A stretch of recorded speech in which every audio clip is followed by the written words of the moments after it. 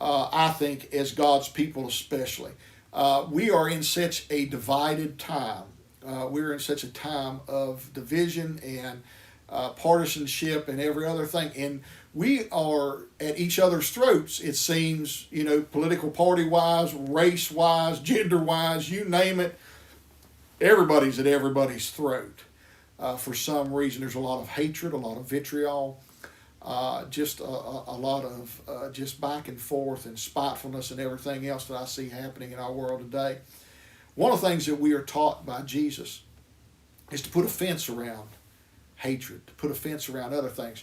In the Sermon on the Mount, Jesus talking about murder says, "You have heard it said that thou shalt not murder." Well, that stops it right there after the murder has taken place, after you stuck the knife in, so you shot him or whatever.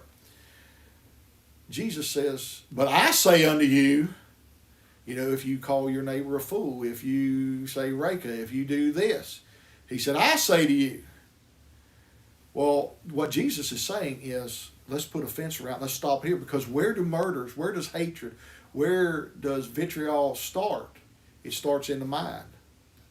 And it festers and it grows until murders and lies and cheating. This is where all sin really starts, is in the mind. We need to put a fence around it. Stop it right here before it goes any further than between the two ears. And if we will do that, we might look at our neighbor a little bit differently, because you can murder your neighbor through your words. You can say things about them that are not right, and you can murder their livelihood. You can take their livelihood away. There's a lot of that. There's this cancel culture. I disagree with it. Just because somebody votes differently than me or has an idea differently than me, I'm not here to cancel them, and I don't want to be canceled. We need to stop these things before they start. We need to put a fence around it, as Jesus said, and stop vitriol, stop hatred, stop lies, stop cheating, stop all these things before they start, because it's too late once it's already happened.